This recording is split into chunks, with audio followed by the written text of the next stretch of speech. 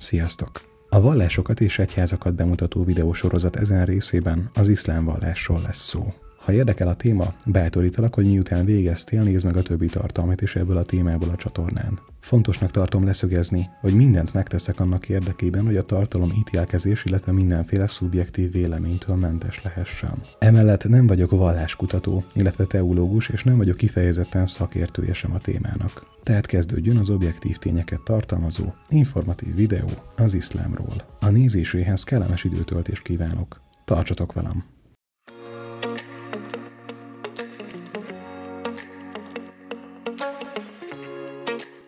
Az iszlám egy olyan közismertnek nevezhető kultúra, amely globálisan Kínától kezdve Timbuktun át Kaliforniáig terjed. Egy szóval egy világméretű jelenség. Ez a vallás a földünk lakosságának 1/4-ének jelenti az életmódját. Szóval érdemes tisztában lenni a főbb lényegi elemeivel. De mi is az az iszlám?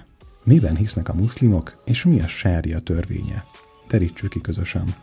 Az iszlámnak a videó elkészítésekor 2023-ban közel 2 milliárd követője van, azaz a föld lakosságának több mint 24%-a él muszlimként, vagyis az iszlám vallás hívőjeként. Ezzel a számmal a világ második legtöbb követőivel rendelkező vallásának számít. A muszlimok alkotják a többséget a föld 49 országában. Ilyen például Jemen, Nigéria, Albánia, Kazahsztán és Malajzia. Földrajzilag a muszlimok leginkább a közel-keleti, dél-kelet-ázsiai, valamint észak-afrikai régiókban telepedtek meg leginkább. Ez a mintegy 1400 éves vallás a mai Szaúd-Arábia területén alapult és bontogatta szárnyait. Azonban napjainkban a muszlimok mintegy 20%-a arab nemzetiségű csupán. Ez azt jelenti, hogy nem feltétlen törvényszerű az az általános kijelentés, hogy minden arab muszlim, illetve minden muszlim arab. A számokat tekintve ugyanis a hívők körülbelül 80%-a nem arab, hanem afrikai, európai, illetve távol-keleti raszból származnak. Jelenleg Indonézia a legtöbb muszlim lakossággal rendelkező ország, a maga 13%-os lakossági arányú 225 millió főjével. Habár a muszlimok legnagyobb része Indiában, Pakisztánban és Bangladesben él, ami számszerűsítve a teljes globális muszlim közösség mintegy 30%-át teszi ki. Míg a kereszténységet Krisztusról nevezték el, a judaizmust Júd törzséről, azonban az iszlám a nevét nem egy személyről vagy egy törzsről kapta, hanem egy viselkedési kultúráról. Az iszlám azt jelenti, hogy engedelmeskedni Istennek. A muszlimok pedig olyan személyek, akik alávetik magukat a mindenek felett álló akaratnak. Az iszlám szó pontos jelentése béke és biztonság. A békét jelentő arab szó, a szalám, ebből a gyökből származik. A héber shalom szóval együtt. Tehát az Istennek való alávetettség, engedelmesség azt jelenti, hogy békét találunk Isten követése által. Szerte a világon nyelvtől, származástól függetlenül a legtöbb muszlim arabul köszönti egymást, és azt mondja, As-salamu alaikum, azaz béke legyen veled. Az iszlám a 7. századi Arábiában keletkezett egy Mohamed nevű férfival. Azonban mielőtt belevágnánk Mohamed élettörténetébe, fontos megemlítenünk, hogy Mohamed karakterének körülírása az élete alapján meglehetősen ellentmondásos. Így nem nevezhetjük a keresztény autentikus módon szentnek, illetve még csak nem is feltétlen lehet nevezni jó embernek. Mohamed próféta Krisztus után időszámításunk szerint 570-ben született az arábiai Mekkában. A szülei sajnos már fiatalon meghaltak, így Mohamed árván nőtt fel. Akkoriban az arabok több száz különböző istent imádtak. Mohamed nevezetesen a Káris törzsbe született, akik őrizték a Mekkában található Kába épületet. Kába épülete egy olyan hely volt, ahol különböző arab istenek szobrai voltak láthatóak. Ez az arab törzs, vagyis a Káris elképesztő nagy gazdagságra tett szert, miután pénzt kértek az emberektől, hogy meglátogathassák az épületet. Mohamed már gyermekként is mélyen vallásos volt. Maga körül csak szegénységet, igazságtalanságot, kegyetlen háborúkat, valamint a nők és árvák elleni széles körben elterjedt diszkriminációt látta. A Mohamedet nagyon zavarta, hogy a gazdagok bántalmazták a szegényeket, illetve a vallási ünnepek hatalmas, mértéktelen partikká fajultak, amely eseményeket egyre inkább a bálványimádatra szenteltek. Így Mohamed ahelyett, hogy minden évben részt vett volna ezeken a vallási ünnepeken, a szokásával vált, hogy elment egyedül imádkozni egy barlangba. Így történt, hogy Krisztus után 610-ben, a Ramadán hónapjában az egyik ilyen magányos barlangi imája során az akkor 40 éves Mohamedet meglátogatta Gábriel arkangyal, vagy arabul Dzsibril. Dzsibril azt mondta Mohamednek, hogy egy Isten van, és ő immár Isten küldötte. Mohamed ezután kinyilatkoztatásokat kapott Istentől, és hangosan elmondta azokat a körülötte élőknek. Ezután a rokonai, barátai mind követni kezdték őt, illetve leírták ezeket a kinyilatkoztatásokat, amely szövegrészletekből, jegyzetekből készült később a Korán, az iszlám legszentebb könyve. Mohamed szavai radikálisak voltak a törzsi Arábiában. Olyanokat mondott, mint például az araboknak nincs felsőbbrendűsége a nem arabokkal szemben, a fehéreknek nincs felsőbbrendűsége a feketékkel szemben, emellett azt is követelte, hogy vessenek véget a kislányok meggyilkolásának, ugyanis abban az időben az arabok csak a fiúkat preferálták. Azt is mondta, hogy a lányok pont ugyanakkor áldásnak számítanak, mint a kisfiúk. Azonban ezeket a megnyilvánulásait a környezetében nem nézték jó szemmel, szélsőségesnek bélyegezték.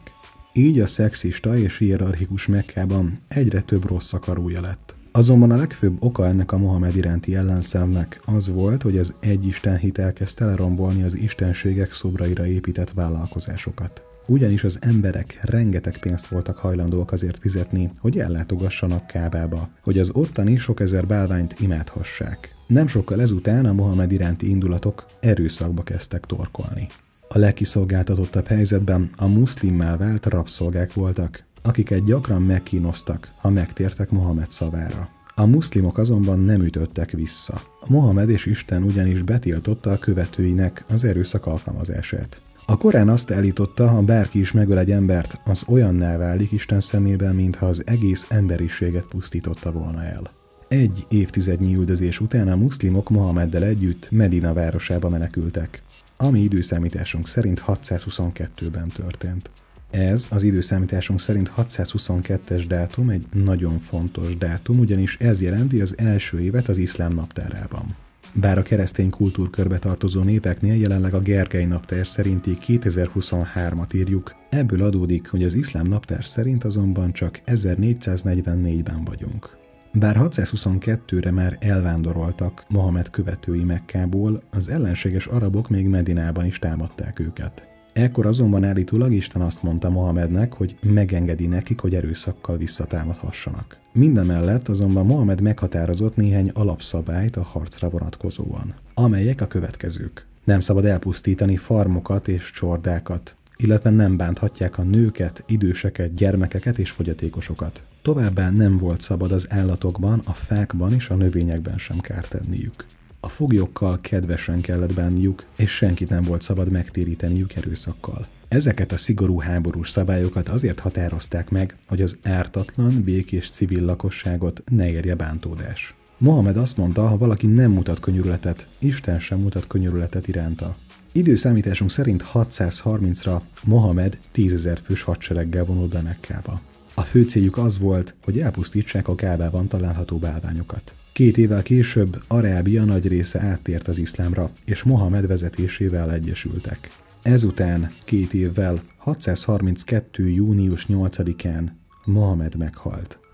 Ekkor Abu Bakrtot, Mohamed apósát választották meg az első kalifának, azaz az utódjának. Ez a választás az oka az iszlám két főágának, a szunnita és a síita megosztottságának. Nos, túlságosan leegyszerűsítve a szunniták úgy vélik, hogy Abu Bakrtot jogosan választották meg. A síták azonban úgy vélik, hogy Mohamed a vejét, Alit választotta ki jogos utódjának, Abu helyett. Ma a szunniták a teljes muszlim közösség mintegy 80%-át teszik ki, míg a síták körülbelül csak 10%-ot. A maradék 10% pedig egyéb muszlim irányzatokat követnek. Az ezt követő kicsit kevesebb, mint másfél évezred során az iszlám politikai birodalmán és kereskedelmén keresztül elkezdett terjedni az akkori világ minden részére. Ott voltak a Közel-Keleten, Afrikában, Ázsiában, illetve Európában is. De ott van Spanyolország és Dél-Kelet-Ázsia is, ahova kereskedők vitték a hitet, illetve Amerika, ahova pedig a fekete rabszolgák terjesztették az iszlám kultúráját. Tehát ez Mohamed és az iszlám létrejöttének története, röviden tömören. De pontosan miről is prédikált Mohamed? Az iszlám elsőre nagyon bonyolultnak tűnhet, viszont lebonthatjuk néhány alapvető hiedelemre. Itt is, mint minden más vallásnál, fontos leszögezni, hogy van külön literatúra, illetve dogmatika. A literatúra a szent szövegek által objektívnek mondható törvényszerűségeket jelenti, míg a dogmatika a gyakorlatias, inkább elvi rendszerű működést hordozza magában. Nézzük az iszlám alapvető hiedelmeit, vagyis a vallás pilléreit. Első az egy Istenbe vetett hit. A muszlimok, a keresztények és a zsidók, vagyis az ábrahámi vallások ugyanazt az egy Istent imádják. A muszlimok csak Istennek hívják, azaz Allahnak. Az Allah szó ugyanis arabul annyit tesz, hogy Isten. Azonban az arab anyanyelvű keresztények Istent szintén Allahnak hívják, illetve Jahvénak is. A zsidók azonban nem nevezik nevén a Biblia és a Tóra istenét, hanem jelzőkkel és tulajdonságokkal illetik, mint például Úr vagy mindenható. A legelterjedtebb zsidó isten megnevezés az Adonai, bár elismerik a Jahve nevet is, azonban ezt, vagyis Isten igazi nevét nem szabad kimondani semmilyen körülmények között sem. A muszlimok hisznek abban, hogy Isten az univerzum teremtője, és egy mindent tudó, mindenható, irgalmas, szerető és nemek nélküli Isten. Az iszlám elfogadja, hogy csak egy Isten létezik, és más istenekben hinni, vagy bármi mást imádni, legyen az bálvány, pénz, hatalom, a legnagyobb bűn, ami csak létezik. Az iszlámnak nincsenek papjai, mivel a muszlimoknak állítólag közvetlen személyes kapcsolatuk van Istennel, ellenben a kereszténységgel. Az iszlámban Isten 6 nap alatt teremtette a világot, miután végbe ment a teremtés, Ádámot és Évát is megteremtette ugyanabból az anyagból, mint a földet. A Korán kijelenti, hogy Isten egyetlen anyagból, vagy más fordítás szerint egyetlen lélekből teremtette az emberiséget. Második, a szent könyvekbe és profétákba vetett hit. Mohamed azt mondta, hogy ő nem tanított igazából semmi újat. Szerinte ugyanis az iszlám az emberiség eredeti vallása. Ő csak egy közvetítő, vagyis próféta, akinek az a feladata, hogy emlékeztesse az embereket Istenre, és visszaterelje őket a helyes útra. Nem Mohamed az egyetlen próféta az iszlámban. A judaizmus és a kereszténység prófétáit a muszlimok is elfogadják. A Korán több tucat prófétát nevez meg Mohamed mellett, mint amilyen például Ábrahám, Mózes, Noé, Szűz Mária és maga Jézus. Közülük Mózes és Noé a legfontosabb próféta a muszlimok szemében Mohamed után. Az iszlámban Mohamed és minden próféta csak egyszerű, tökéletlen ember. A lényeg az az üzenet volt, amit hordoztak. Szerintük minden próféta pontosan ugyanazt az üzenetet kapta. Felhívást a békére, visszatérést Isten imádatához, illetve figyelmeztetést az ítélet napjára. A muszlimok a zsidó Tórát és a keresztény evangéliumot is Isten által küldött isteni könyvekként ismerik el. Tehát a muszlimok a zsidókkal, a keresztényekkel és néhány más csoportokkal együtt a Szent Könyv embereiként hivatkoznak magukra. A hatalmas különbség az, hogy a muszlimok azt hiszik, hogy Mohamed az utolsó próféta, és a Korán az utolsó isteni szent könyv. Harmadik, az ítélet napjába vetett hit. A muszlimok szerint Isten lejárati dátummal tervezte a világegyetemet. Szerintük valamikor a jövőben eljön az ítélet napja. Ekkor a világ véget ér, és mindenki, aki valaha élt, feltámad. Az emberek még életükben elkövetett tetteiket ekkor Isten elbírálja, és felelősségre van mindenkit a viselkedése után. A feltámadás után mindenki átmegy egy hídon, amely a pokol tüze felett húzódik. Ez a bizonyos híd a mennyország bejáratához vezet. Azok számára, akiknek a jó cselekedetei felülmúlják a rosszakat, a híd lapos és széles része jut. Így ők könnyedén át tudnak kelni a pokol lángjai felett. A bűnösök számára az út azonban olyan borotva élessé válik, hogy fizikailag képtelenek lesznek átkelni azon, így a pokolba fognak esni. A pokol szerintük a tűzhelye, ahol mindenkit kínoznak, és ahol csak a szenvedés, illetve a nyomorúság van. Miközben mindenki feje mellett teljes hangerőn bömböltetik a Zambó Jimmy összest. Nem igaz, ezt csak én tettem hozzá.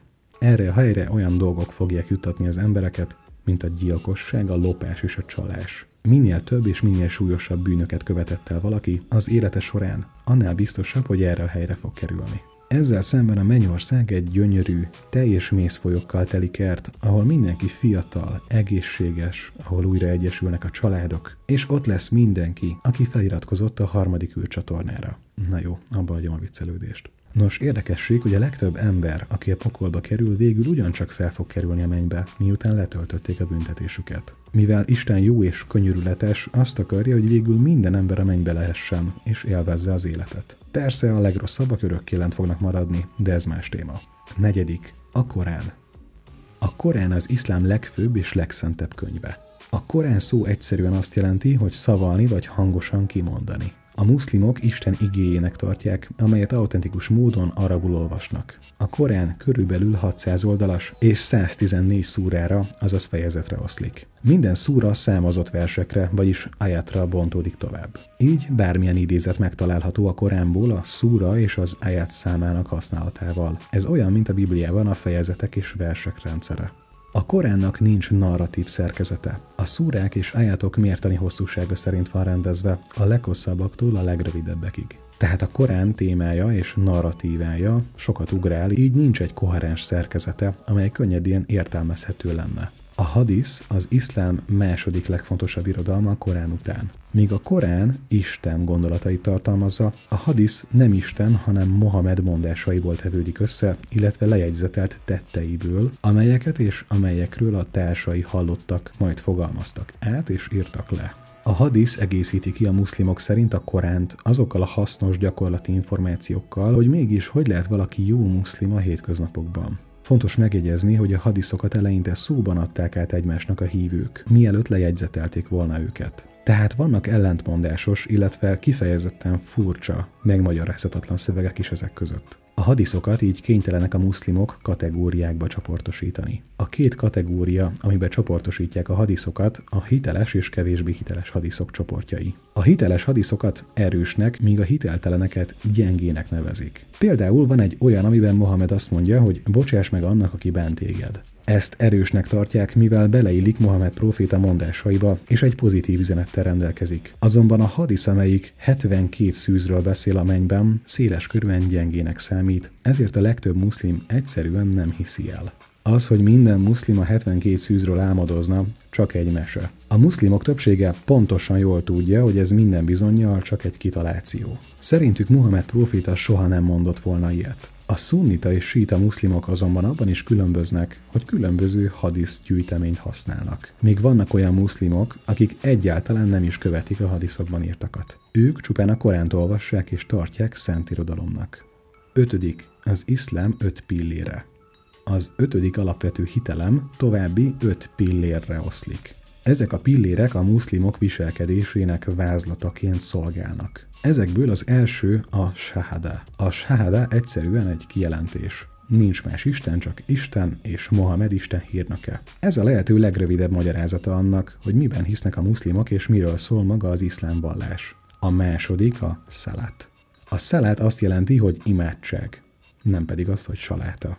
A gyakorló muszlimok naponta 5-ször imádkoznak. A szelet előtt a muszlimoknak vudut, vagyis rituális arc, kar, fej és lábmosást kell végezniük. Minden szelet azzal kezdődik, hogy Isten a legnagyszerűbb. Ez arabul szó szerint úgy hangzik, hogy Allahu Akbar, vagyis Isten a legnagyszerűbb. Ezt a két szót arab nyelvű imák követik, és olyan mozdulatok, mint az állás, meghajlás és térdelés. Egy igazi hitű muszlimnak naponta ténylegesen 5-ször kell imádkoznia, bármi is történjen. Eközben Istenről és a Korán értékeiről elmélkedik. Amikor a muszlimok imádkoznak, akkor azt mindig Mekka felé fordulva kell tenniük. A Mekka felé vezető út irányát kiblának nevezik. A muzulmán istentiszteleti helyek, a mecsetek úgy vannak megtervezve, hogy mindig van egy kibla fal bennük, amelyik mindig Mekka felé néz. Annak ellenére, hogy a mecsetek eltérően nézhetnek ki, illetve eltérő tájolásuk lehet, mindegyiknek van kibla fala.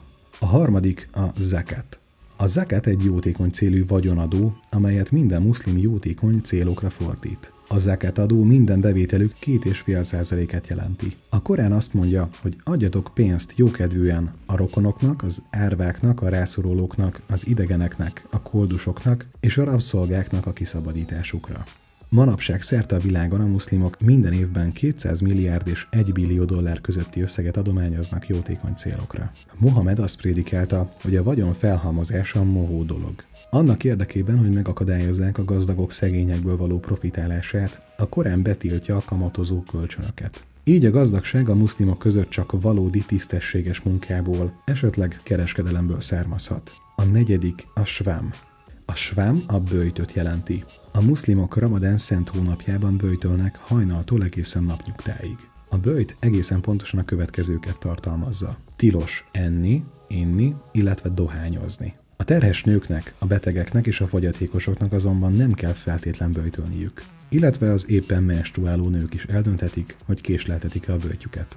Egy szóval meg van határozva, hogy kik azok, akik kivételt képezhetnek ez alól a vallásos böjtölés alól, amely évente esedékes az iszlám kultúrában. Ennek a böjtnek a lényege, hogy mindenki megtapasztalhassa, hogy mit élnek át a szegények. Emellett úgy gondolják, hogy kifejezetten jótékony hatással bír az emberi szervezetre, ha megvonják attól az ételt és az italt egy időre. A böjt megtöri a tehetőség napi rutinját, és az önvizsgálatra, az Istenről való meditációra helyezi a hangsúlyt. A ramadán az Eid ünnepével ér véget. Ezen az ünnepen a muszlimok extra zakatot, vagyis ajándékokat adnak a szegényeknek. Ekkor ételt osztanak, felkeresik a mecseteket, és együtt tesznek a barátok és a családok.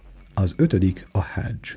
A hadzs a mekkai Kába zarándoklatát jelenti. Az iszlám legszentebb helye ugyanis a Mekkában található Kábakő. Minden muszlimnak életében egyszer lehetőleg el kell zarándokolnia erre a szent helyre. Erre a helyre több mint 1000 éve özönlenek a muszlimok a világ minden tájáról. A hadzsban nincs különbség a gazdagok és a szegények között. Ekkor nem számít az ember rassza vagy nemzetisége. Manapság évente több mint 2 millió ember csinál hadzsot, azaz zarándokol Mekkába. Szóval ez az iszlám 5 pillére. A shahada, a szalat, a zakat, a savm és a hadzs. Ezután most nézzünk meg néhány olyan témát, amelyekről megeshet, hogy az iszlámmal kapcsolatban már sokat hallottál. Ilyen például a nők helyzete. Nézzük meg a muszlim nők legjellegzetesebb öltözékének történetét, azaz a fejkendőket, illetve annak típusait. Ott van a hijab, a niqab, a chador és a burka. Ezek közül a hijab a messze legnépszerűbb fejkendőfajta. Emellett a niqab és a burka csak a mélyen konzervatív muszlim nők viseletét jelenti, illetve Afganisztánban terjedt el, ahol a mai napig csak ezeket a fejkendőket preferálják. A chador többnyire az iráni nők fején figyelhető meg. Nos, nem minden muszlim nő visel fejkendőt, és néhány muszlim többségű nemzet hivatalosan is betiltotta a fejkendők viselését a nőknek, míg mások véresen komolyan veszik a viselésüket, amire törvényt is hoztak. Ez a téma egy vitatott kérdés az iszlámban, ezért nagy megosztottságot okoz a muszlimok körében. Jól látható a különböző muszlim népek között, hogy kifejezetten politikai kérdést csinálnak ebből az egyébként kulturális eredetű vallási viseletből. Na de pontosan miért is hordják egyáltalán az iszlám nők ezeket a fejkendőket? Erre a kérdésre a legegyszerűbb válasz a kultúrában keresendő. Egészen pontosan bizonyos népek a kulturális identitásuk szerves részének gondolják a hölgyek fejkendő viselését. A második magyarázat az iszlám tanaiban keresendő, ugyanis ez a vallás a szélsőséges szerénységet hirdeti. A muszlimoknak minden körülmények között szerényeknek kell lenniük a szavaikban, a tetteikben, az indulataikban, a vágyaikban és az étvágyukban, szóval igazából minden egyes területén az életüknek. A férfiakat és a nőket arra utasítják, hogy bő, testük lehetőleg egészét fedő ruházatot viseljenek. A testhez simuló, esetleg túl sokat mutató ruhadarabokat kifejezetten elítélik. Nos, ebbe a környezetbe kifejezetten beleélik a fejkendő viselése. A Korán hivatalosan nem tesz különbséget a férfiak és a nők öltözködése között, illetve sehol nem mondja ki, hogy a nőknek el kell takarniuk az arcukat. A történészek és az iszlám kutatói szerint a fejkendő viselésének szokása a korai muszlim kultúrában a római birodalom öltözködési szokásaiból származtatható. Azonban van egyetlen tényleges utalás arra a literatúrában, hogy a nőknek el kell takarniuk az arcukat. Ez azonban csak Mohamed próféta feleségeire utal. A legtöbb muszlim azonban úgy véli, hogy ez nem csak Mohamed feleségére tartozott, tehát ezt a speciális utalást, hogy fejkendőt kell hordaniuk a nőknek, nem csak Mohamed feleségeire kellett alkalmazni, hanem mindenki másra is. Elmondható tehát, hogy a fejkendő viselése nem literatúrikus szentírás feltétlen, hanem a muszlimok hétköznapi dogmatikus rendszerébe tartozik. A Koránban Isten támadja azokat, akik azt állítják, hogy a nők alacsonyabb rendűek a férfiaknál. De ettől tovább megy, ugyanis ismételten többször is kijelenti, hogy a nőket egyenlő bánásmódban kell részesíteni, amely megvalósítására és kimutatására a muszlimoknak hatalmas hangsúlyt kell fektetniük a gyakorlatban. Maga Mohamed egyébként kifejezetten és széleskörűen támogatta a nők oktatását, mondván, ha valakinek lánya születik és ő felneveli, jó oktatásban részesíti és az élet művészetére oktatja, én magam fogok állni közte és a pokol tüze között. A Korán emellett biztos alapot fektet le a nők munkához, válláshoz, illetve a saját tulajdon birtoklásához való jogával kapcsolatban. A halál. A halál arabul egyszerűen annyit jelent, hogy megengedett vagy törvényes. Ekképpen, ha valami halál, akkor az azt akarja, hogy azt a bizonyos dolgot a muszlimok használhatják, megehetik, stb. Természetesen minden a szövegkörnyezettől függ. De egy muszlimnak a halál szó egy zöld lámpát jelent a fejében, hogy az a bizonyos dolog teljes egészében összhangban van az iszlám vallásos törvényeivel. Így, ha a halál szó oda van írva egy étel megvásárlásakor a termék leírásába, akkor azt megvehetik és megehetik anélkül, hogy bármiféle bűntudatot kellene érezniük. Azonban, ha már az ételeknél tartunk, fontos megemlíteni, hogy bizony vannak olyan élelmiszerek, amelyeket egy muszlim egyszerűen nem ehet meg. Ilyen például a sertéshús, a szamár, a ragadozó állatok húsa, mint amilyen például az oroszlán, a farkas, egyéb macska és kutyafélék, de ott vannak továbbá a karmokkal rendelkező madarak is. Az angolnák, a gyíkok, az egerek, a patkányok és a majmok is.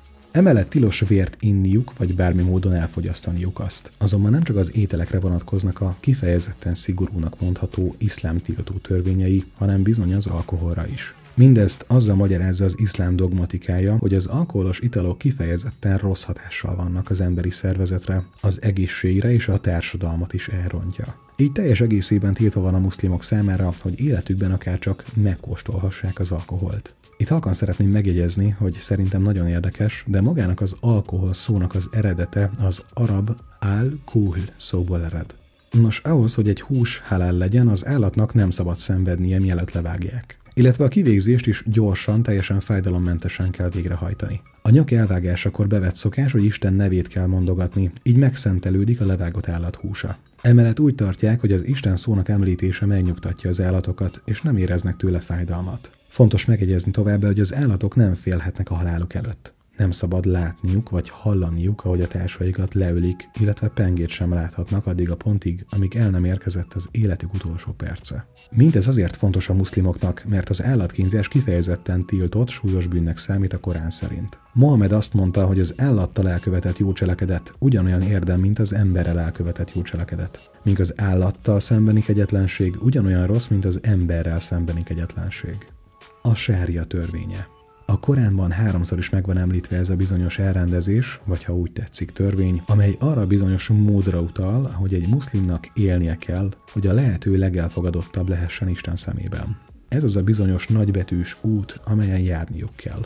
A sária azt a nemes célt szolgálja, hogy rendet tegyen a muszlim társadalomban, illetve elősegítse, hogy mindenki feljusson a mennyországba. A sária szó jelentése út egy víznyelőhöz, amely egy sivataghoz vezető utat fest a hívők számára, és amely az életvízéhez vezeti az embereket. Nos, elterjedt tévhit, hogy a sária egy sima törvény. Ez azonban sokkal inkább egy életstílus, amely jellemzi a hithű muszlimokat. Ezt az állítást az igazolja, hogy a sária az élet minden területére kiterjed, így egészen apró dolgokban is figyelembe kell venni, például a személyes ügyeknél vagy az adásviteli szerződések kötésénél is. Ezen kívül az ima és a böjt fontossága mellett arra is kiterjed, hogy pontosan hogyan kell ezeket végezni. Az, hogy hogyan kell bánni a szomszédokkal, hogy milyen körülmények között kell igazat mondani, és hogy hogyan szabad és kell házasodni, illetve hogyan szabad elválni. Egy szóval a sária gyakorlati dolgokra összpontosít, és az imádság ezáltal egy precízen behatárolandó, adott módon működő dolognak számít a muszlimok szemében. A muszlimoknak azonban kevés olyan alapelvük van, ami megengedni a gyakorlatban a lelkiismereten alapuló mérlegelést. Ezzel szemben elmondható, hogy a Koránban nem sok törvény található. Általánosan elmondható, hogy a muszlimok szerint a közigazgatást, az állami törvényhozást a sária kell, hogy meghatározza. A Korán tudósai tehát úgy döntöttek, hogy a törvényes sária célja az élet, a tulajdon, a család, a hit és az értelem védelme. Ezt mindenféleképpen intézményesíteni szeretnék. Évszázadokon keresztül a tudósok állításokat tettek a sáriával kapcsolatban, majd a Korán, a hadisz és az érvelés segítségével alátámasztották állításaikat. A sária az általuk értelmezett jogi döntések összessége az iszlám jogi rendszerének lenyomata, vagyis arabul a fik. De a fik valójában a szent szövegek adaptálása a jogi környezetben, azaz nem egy koherens értelmezés, hanem egy tökéletlen képe az iszlám lényegi elemeinek. Elmondható, hogy a gyakorlatban az iszlám törvényhozása folyamatosan fejlődik, azaz a fiket idővel kiegészítik és átírják, ahogy a jogi értelmezés az adott helyzetben éppen megkívánja. A gond a sáriával, hogy igazából soha nem volt leírva, így nincs egy változatlan adott szabályokat tartalmazó könyv, ami alátámasztaná a sária tanait, magyarázatait. Ebből adódóan a világ különböző helyein élő muszlim népek eltérően értelmezik magát a sáriát, és ezen különböző értelmezések alapján saját fiket készítenek maguknak, azaz saját törvényhozási rendszert képviselnek. Nos, ez röviden az iszlám törvényhozói mechanizmusa. Elmondható tehát, hogy a vallásos hiedelmek és törvényszerűségek közvetett módon az emberi értelmezések után konvertálódnak jogi törvényekké, amelyekre épülnek az iszlám törvényei. Azonban érdekes, hogy ott van többek között Szaúd-Arábia, aki sádiát hirdet, miközben bántalmazzák és kínozzák az embereket, illetve ezeket nem csak megtűrik, hanem jogilag legitimizálják is állami szinten. Ez természetesen félreértelmezhetetlenül igazságtalan és a vallás ellenessége mellett mélyen emberellenes működésre utal. De félreértés ne essék, a legtöbb muszlim természetesen nem tartja sáriának azt, amit ez a szaúd-arábiai kormány megenged magának, és amit a bizonyos állatias terrorcsoportok művelnek az iszlám zászlaja alatt. Azonban a világ nemzetközi médiája kifejezetten erre összpontosít, amikor az iszlám veszélyes és kegyetlen oldalát szeretnék bemutatni. Ami felett a hithű és békés muszlimok csak szégyenkeznek. Azonban vannak olyan politikai szervezetek napjainkban, amelyek a sáriát használják a nemek közötti egyenlőség előmozdítására, illetve az emberek segítésére. Egy szóval a sária lehet kifejezetten egy olyan erő is, amely előmozdítja a fejlődést, a szeretetben való együttélést, a tanulást, a növekedést és a békés alkalmazkodást. Nos, általánosan elfogadott tény, hogy a tanulás egy nehéz folyamat, azonban igaz, hogy manapság az információhoz való hozzáférés egy sokkal egyszerűbb és elérhetőbb dolog, mint korábban. Emellett természetesen megnőttek a politikailag, vallásilag elfogult, esetleg téves, félrevezető tartalmak is. Szóval mindig keressétek a helyes és adekvát információkat. Ha van véleményed, kérlek fejtsd ki a komment szekcióban, esetleg írd meg, hogy pontosan milyen témával kapcsolatban szeretnél bemutatót látni a csatornán. Találkozunk a következő videóban. Köszönöm, hogy velem tartottál. Ha tetszett a videó, kérlek iratkozz fel, valamint lájkold és oszd meg a barátaiddal, ha érdekesnek találtad. További kellemes napot. Sziasztok!